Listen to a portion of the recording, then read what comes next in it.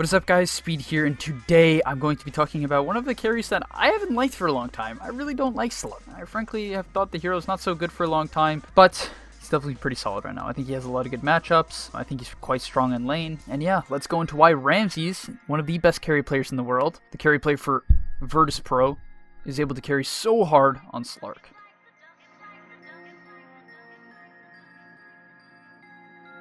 So first off, the first thing I want to note is he takes Essence Shift level 1. This is something to consider against double melee. However, you should consider that in some lanes it is appropriate to take your Pounce so that you have disengage potential, right? You notice that due to the Essence Shift, he's able to trade very effectively, and it actually ends up killing the Pango due to his reduced health pool and the fact that he has less attack speed and damage to kill the Shadow Demon. You notice the first item he picks up is a Quelling Blade. Now, I'm not going to go all the way back, but essentially just take this in consideration on all carries. He starts with, very common nowadays, he starts with 6 Tangos, a Stout Shield, and a Branch, and that is it. That is it. And then, due to the fact that he has a lot of gold saved over, no matter how many bounty runs his team gets, he's going to be able to get his Quelling Blade right away. And what you need to understand is that denies and last hits are everything in lane. What you're going to notice by the end of the lane is that no matter how the lane went in terms of kills, he would still just win on last hits. And that's more than enough to win the lane. Now at this stage of the lane, you're going to notice that Ramzes is just fishing for Pounces. Literally, he's a fish going for Pounces. And in this case, like, you want to catch your opponent off guard. So if you're just constantly like walking at them, fishing for a hit, looking around, and making it obvious that you're going to go for them, you're not going to hit them. But what he does is very unexpected, just sort of in the middle of the lane, hits the Pango with a nice little pounce, and you notice that takes away half of his HP. This is the strength of the Essence Shift. Once you get one hit in, it's really just a quick snowball effect. It doesn't take long before you're hitting for 80, 90 damage in attack, especially as the lane goes on. However, what's important to note is that once the lane develops, right after he goes for this harass play on the Pango, what's his immediate instinct? It's not to continue chasing, it's not to continue zoning, it's to get the last hits and denies. This is everything, guys. Zoning is good, but you have to zone in the purpose for creeps, right? You zone and go for kills so that you can win the creep war, not the other way around, right? Zones now immediately getting to every single last hit. He doesn't miss any, and this is crucial.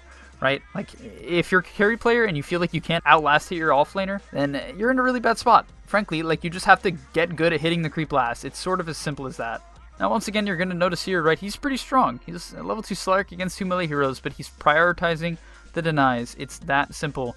Just get the denies, let your support zone if they're in a position to do that, and win your lane in the early levels by applying proper pressure, and then, after you win your early level waves, then you can shift over and right help. In that case, he unfortunately gets disarmed at a really bad time, but still, like, overall, you can notice it's not a chase war. Even though he was low, and he's in a position to die potentially, you know, considering Slark is very good at killing Pango, especially with this Orb of Venom build, he's still back to the wave, getting the last hits. It's a balance. You cannot do one or the other. It's not chase into chase into chase, and it's not CS into CS into CS. You can't tunnel vision on one or the other, or else you're just not going to have the proper impact in the laning stage. Really, guys, I hate to say this, but I feel like I just said this, and I'm going to say it again. If you can't last hit well and get all the last hits, you know, it's going to be hard for you to go up in MMR. Really, it's everything. If you get all the last hits in the first wave, you can get your Wraith Band ASAP. If you get all the last hits in the second wave, you're going to be able to get your Orb of Venom. It's a snowball effect, right? In this case, he could get boots. A lot of Slarks would get boots. He's opting to go for Midas, I guess because his lane is that good. But you can just tell, like, what his idea here is and how easy it is for him to execute it due to the fact that he just has, let's look at this, 24 more last hits than the Pango as he dies, right? He dies. But still, let's look at the net worth. He dies. It's not even close. This kill means nothing. It means nothing, guys. In fact, let's look at the swing. This is before he dies. Pango is at 880. I think the Pango actually gets quite a bit of gold. Yeah, Pango goes up around 300, right? So that's pretty good for Pango. Obviously not optimal, but however, it's not going to throw Ramzes into the gutter. You don't want to feed. Obviously, your intent is not to die. You're not trying to kill yourself. However, if you're winning the CS battle hard enough and you focus on the creeps, it won't matter nearly as much, and that's why it's all about the balance. I've been watching a lot of somewhat lower number players lately, and what I notice is that they just tunnel vision and won't go for certain creeps. You notice Ramzes is on every single creep, every single one, you know, that is contestable, right? This creep, for instance, he's not going to go for. It's under tower, all right? He's not killing himself. However, every single potentially denied and last hit creep, he's on. Every single one, without exception. That's important. You just simply have to be disciplined and focused enough to go for every single creep. That's it. Also, your camera has to be up. Trust me, look at your last game, carry, support, blah, blah, blah, whatever it is. Look at your camera and you'll notice if you were to shift it up a bit, you would see that you're missing a creep or you're missing a deny, etc. Like, it's actually so prominent that his camera is basically always in front of him to see what's going on. You notice he saw the creeps that are dying. He realizes he can't contest them. However, he's still checking, right? He wants to see what the situation is going to be like. All right, upcoming here, he gets 2 kills, and let's explain how he does it. So first off, he approaches the kills not by immediately running at them. This is often something that will catch people off guard. Basically, the best way to kill people and catch them in a position where they're not ready to respond to some sort of kill attempt is to act like you're going to go for the creeps. Not only that, he actually does want these creeps, right? That's pretty reasonable. It's actually a lot of CS. In fact, the snuke's going to get them for him, regardless. But you notice then, it's simply an easy kill, right? The Pango isn't backing. If he ran straight at the Pango in a straight line from those trees, I guarantee the Pango would have immediately ran straight backwards, and it would have been a much harder kill attempt. Might sound small, but it's really everything. And then here, you're going to notice really proper attack moving. Gets the attack off, instantly running towards him. Hit, move towards him. And then even allows the Dark Pact to finish off the kill, moving to his level 6, and now there's basically no way he can lose this lane. Infinite regen. And this is the last thing I'm going to say about the laning stage before we move on, but I often will see a lot of players lose their lanes in advantageous matchups, and really the simple fix is to simply put a priority on creeps. And I know I'm saying it again, but really you have to understand that the reason that when your kills don't matter, they don't matter, guys, it's because you kill people and then immediately lose complete control of the creep wave in an advantageous lane. You have to pressure, chip them down, chip down the enemy, hit, back up, hit, back up. And then when they're in low enough for a quick kill, then you go in for it, and immediately, off the backup of the kill, you focus on denies. Look here. The Pango wants that last hit. No chance! He's going to contest it. No chance. This Pango is level 5. He's contested a lot of waves. You know, he hasn't necessarily, like, run the Pango out of the lane. You know, Pango's still getting XP. He's laning with the Shadow Demon. It's not some, like, giga lane dominating lane. It's just one in between. And yet, he's still in a great place to win the lane, right? He's still ways ahead of the Pango. Upcoming here, you're going to see a lot of creativity, and this is just a great play I want to show off to you guys. Essentially, they thought he would run down. Instead, he jukes off to the right, and they might have guessed that he went this way at this point due to small micro movements. However, he pops out of nowhere and catches the Pango. Alright, this is going to be the last thing I talk about for the laning stage. Then officially, we're moving on to the mid game. But look at his items. He gets this Midas, right? And then he also has small items to win the lane, right? The Wraith Band. He has the Orb of Venom to win the lane. He has the Quelling Blade to CS. And then he moves into a wand. You still can buy stats and early game items even after Midas. You don't have to go Midas into Shadow Blade, right?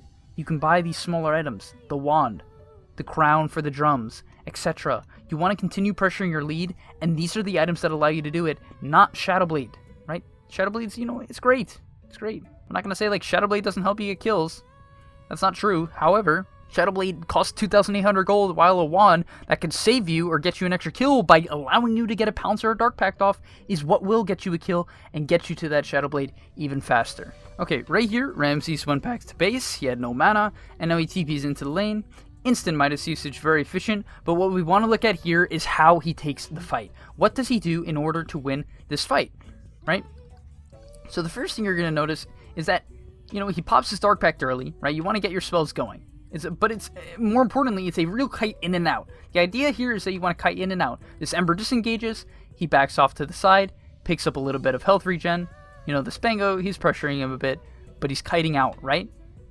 Now, even though he's low mana, look what he has, his wand. And he's going to kite in the trees, wait for a little bit of HP regen, and then kite back in, right? Sure, he doesn't find anyone here. However, that's the general premise of fighting in the early game of Slark, right? And you notice, look at the crown. Another early game item, wow.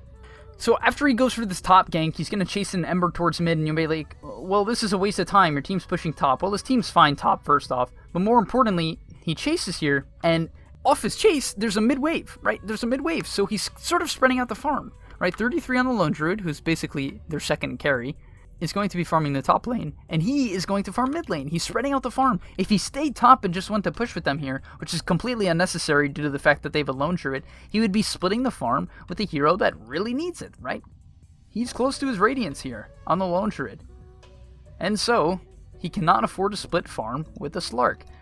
And then what Ramsey does after goes and takes the mid farm is he rotates towards bottom, right? You're rotating from lane to lane to lane. You don't want to purely jungle. You want to move from lane to lane to lane to lane. He's even going to be efficient here and use the lane and drag it to a medium camp or a large camp. And now he's off to the races once again, looking for more farm.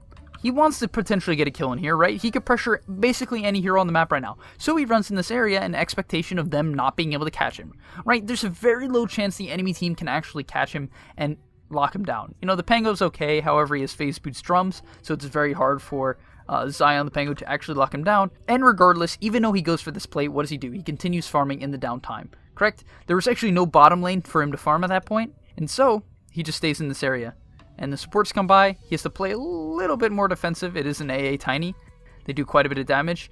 However, he's still able to make it out, right? And this is what I was talking about. He plays bottom, he's pushing his advantage, and what allows him to do this? His drums, his phase boots, his wand, these early game items. If he did not have these, he would not be able to do this. It's really as simple as that. And then you notice, after they fight bottom, his team's there, guys. What happens when his team's there?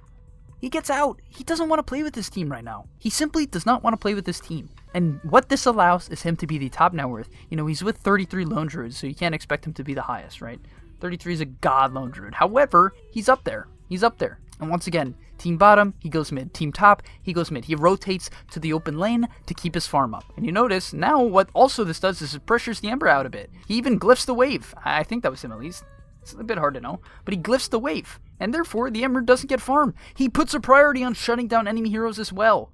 The last time he farmed mid from top, he pressured out the Ember. That time he pressured out the Ember. And now look at this Ember. Look at him. He's 4k gold, and he's going to keep him there. Ramzes keeps him there. Not only that, look at what he does next. Whoa, lifestealer, but I'm a farm Slark. I'm going to run you out of the lane. This is it, guys. The problem, I think when I stress split pushing a lot, people go and they farm the camp, all the nearby camps, all the jungle camps, the lane, and that's great. That's a good start. That's a really good start when you're being proficient within your farming patterns. However, you have to consider with a good lead like this, the reason you buy stats, and the reason why you want to buy stats is so you can go to the open lane, away from your team, away from the team fight, and use your early advantage as a hero like Slark, being one of the best 1v1 traders in Dota, and pressure, right? He's pressuring.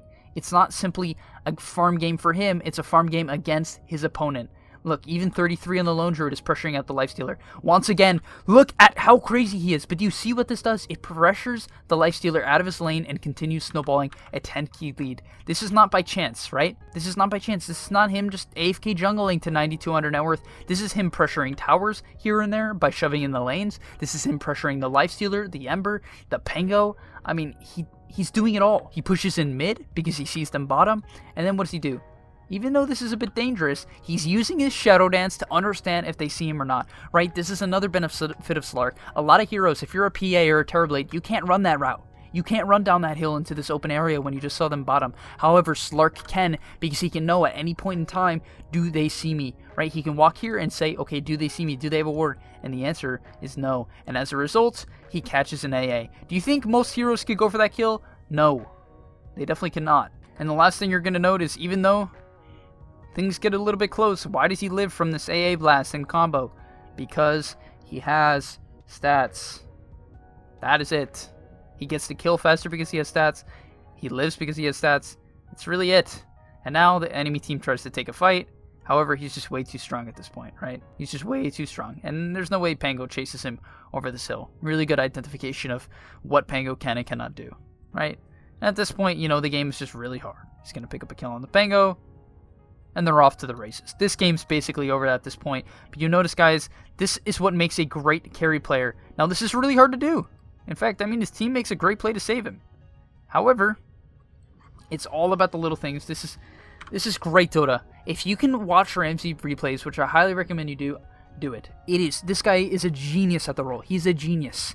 He is in and out of every proper lane, pressuring the correct hero at the right time, TPing to the right lane immediately, getting every last hit, every deny. It's crazy. I recommend 5150 by 20 minutes, and honestly, that recommendation typically revolves around the fact that you're somewhat AFK farming. He is not even close to AFK farming, and yet he is more than on pace to get 150 by 20 minutes, right? More than on pace. That's incredible. As he dies to an avalanche combo. Best player in the world. Hopefully you guys see the point. That's actually his only other death of the game. He ends up cleaning this one up in 26 minutes we'll go over one more fight before the game ends and wrap it up there. Alright, starting out the last fight of the game here, you're going to notice he's running in. He has his BKB, and he's able to bait them out, right? This is why running in and building something like a BKB and Diffusal and Shadowblade is much better than going for items like Shadowblade. It actually allows you to man up in these situations, and not only that, it gets him a kill on the AA, and what happens? His team is able to clean up, right? He baits them in, due to the fact that he's a BKB, strictly that. Like, if he doesn't have this item build, he can't make that play. He would just insta-die, right? That would be the case. He would simply insta-die. But due to his very solid itemization, in my opinion, this is like a top-tier build that really allows you to do everything that you want to on Slark. He's able to carry the game, right? He's able to bait them out, carry the game, and he doesn't even have to do that much in the fight. He simply just sets it up, gets a kill on a key support, gets them to waste their Ava combo, go out of position, commit Tiny Blink, etc. And that's going to be it, folks. Hopefully you enjoyed. This is Ramzes Slark. If you don't know who he is, I highly recommend you check him out. One of the best pro players in the world. I mean, plays for VP, so if you don't know who VP is, then you're missing out. They're a great team to watch. And thank you for watching. If you enjoyed, please do like and subscribe. Leave a comment down below who you think the best carry player is in the pro scene. I'd be happy to know, and I'll see you in the next video. Hey guys, before I leave you, I just want to remind you that over at gameleap.com, you can check out guides just like this one, made by top tier pros. It will help you gain MMR faster, it will help you learn the game much more in depth, and overall, just increase the experience of your Dota gameplay as you will crush your opponents simply by knowing more than them.